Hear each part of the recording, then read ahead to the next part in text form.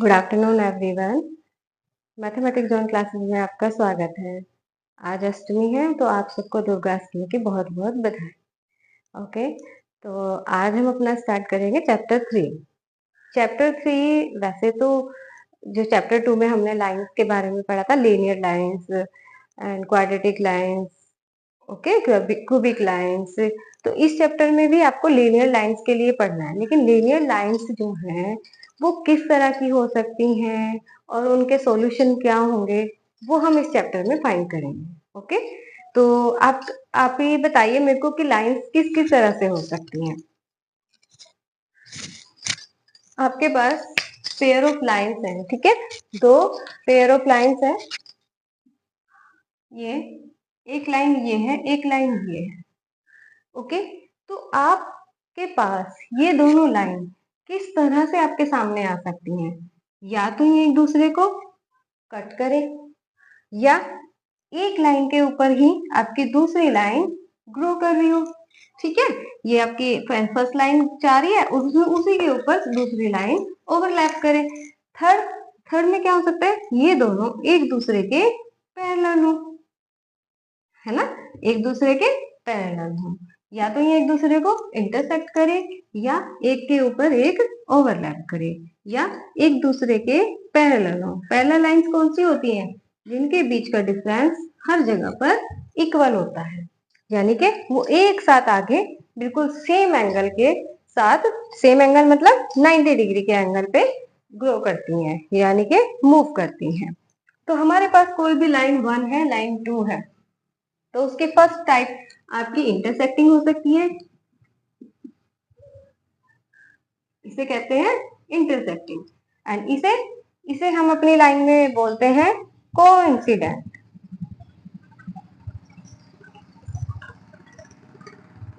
ठीक है, इसको बोलते हैं कोइंसिडेंट, और ये पैरेलल।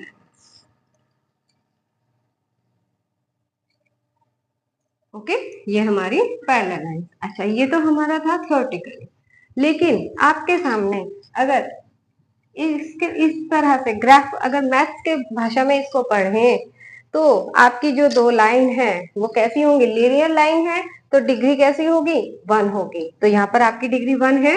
ओके, यहाँ पर लेकिन आपके पास 2 वेरिएबल है। ओके, यहाँ पर आपके पास 2 वेरिएबल है, एक्स एंड वाई। तो आपके पास ये एक्स और वाई में दो लाइन आपको गिवन है, line 1 and this is line 2।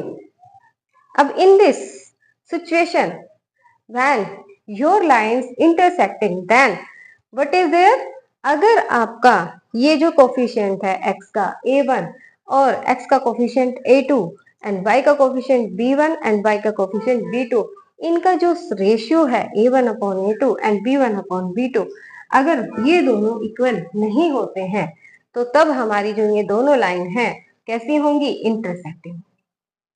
आपको लाइन को हर तरह से ग्राफ पे ड्रॉ करने की जरूरत नहीं है, तभी आपको पता चलेगा कि आपकी लाइन कैसे जा रही है।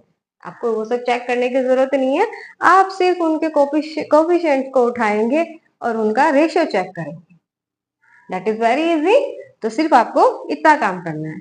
अगर ये दोनों इक्वल आ जाते हैं एंड C1 एंड C2 जो हमारे कांस्टेंट टर्म है, उनका जो रेशियो है वो भी अगर इसके रेशियो के इक्वल आ जाता है, यानी कि a1 upon a2, b1 upon b2, c1 upon c2, तीनों एक दूसरे के इक्वल हो जाते हैं, तो जो हमारी लाइंस है वो कैसी होंगी, कोइंसिडेंट होंगी, यानी कि एक दूसरे के ऊपर ओवरलैप करेंगे।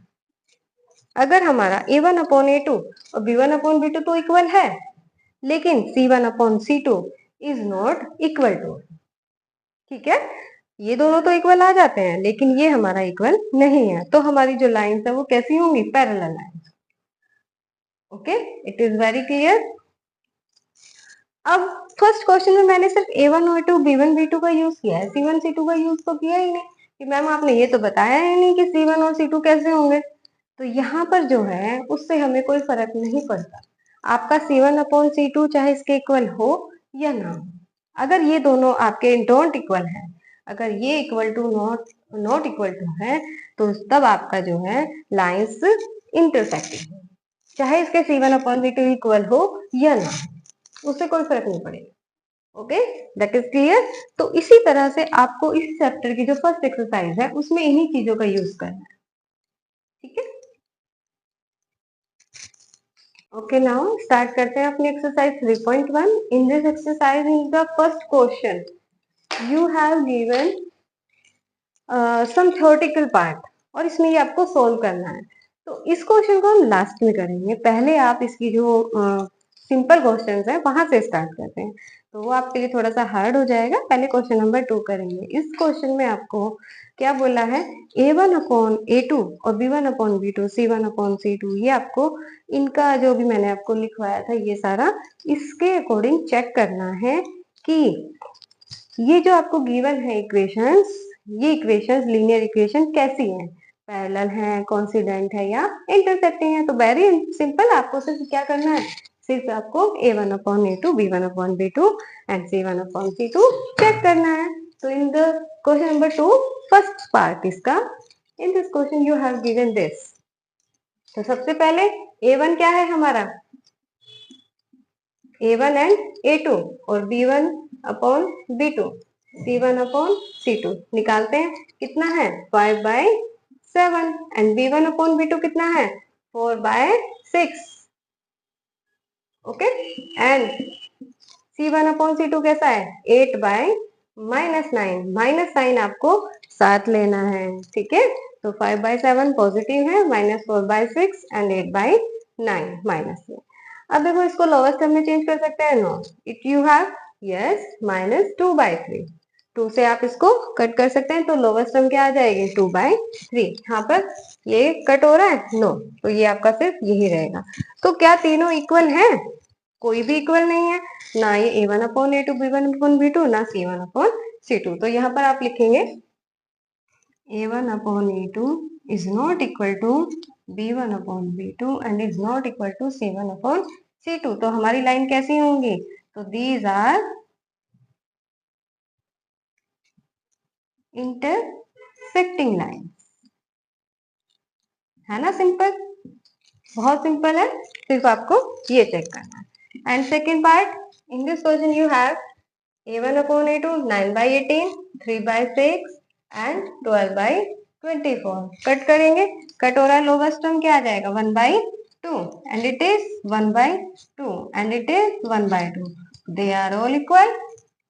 यस, तो आप क्या लिखेंगे, a1/a2 is equal to b1/b2 and c1/c2। तो इसका मतलब क्या हुआ, कौन सी लाइन्स होंगी, कोइंसिडेंट लाइन होंगी। तो आप लिखेंगे दीज आर कोइंसिडेंट लाइन्स।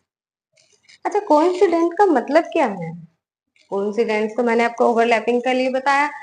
यहाँ पर आपके बहुत सारे सॉल्यूशन होंगे, जो लाइंस कोइंसिडेंट होती हैं उनके बहुत सारे सॉल्यूशन होते हैं, जो लाइन इंटरसेक्टिंग होती हैं उनका सिर्फ एक सॉल्यूशन होता है, जिस पॉइंट पर वो कट करती हैं, ये पॉइंट क्या है, इनका सॉल्यूशन है। It is very very important thing है, ये आपको पता होना चाहिए कि जो दो लाइनें अगर कहीं एक पॉइंट कहाँ इंटरसेक्ट करेंगी, एक पॉइंट पे इंटरसेक्ट करेंगी, तो जो वैल्यू वो जिस पॉइंट पे भी वो कट करेंगे तो वो क्या होगा, उनका सॉल्यूशन होगा। जो कोइंसिडेंट लाइन होती हैं वो एक दूसरे के ऊपर लाइन ग्रो कर रही है, एक दूसरे के ऊपर मूव कर रही है, इसी के ऊपर हमारी ये फर्स्ट लाइन जा रही है, इसी के ऊपर सेकेंड लाइन जा रही है। तो अगर कोई भी पॉइंट उठा लो, ये पॉइंट इस पे भी है, इस पे भी है, इस पे भी है, इस पे भी है, इस पे जितने भी लाइंस पे जितने भी पॉइंट्स होंगे इनफाइनाइट पॉइंट्स, तो वो सारे क्या हैं, इसके सॉल्यूशन है, इसलिए इनको कोइंसिडेंट लाइन कहते हैं, ठीक है। आगे नेक्स्ट क्वेश्चन है,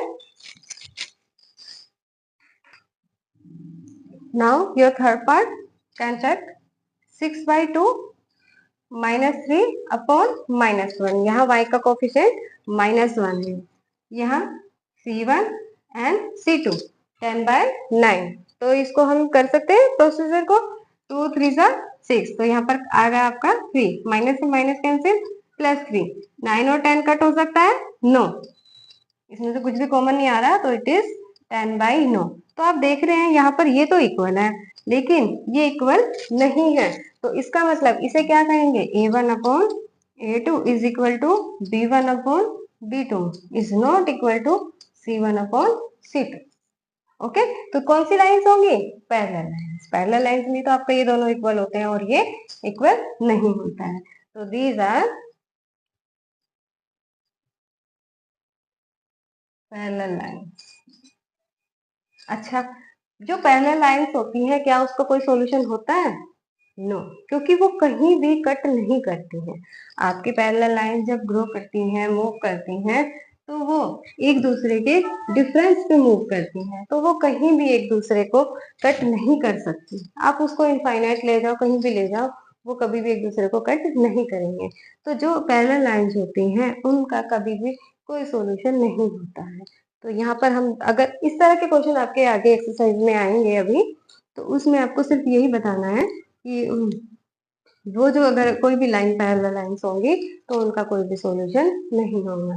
तो these lines have no any solution. तो आपको अभी तो सिर्फ इतना बताना था कि ये लाइंस कैसी हैं। ओके, तो यहाँ पर ये हमारा क्वेश्चन नंबर 2 खत्म होता है। नेक्स्ट क्वेश्चन नंबर 3 इसी तरह से आप ट्राई करना, आगे के क्वेश्चन हम नेक्स्ट क्लास में करेंगे। Okay, thank you.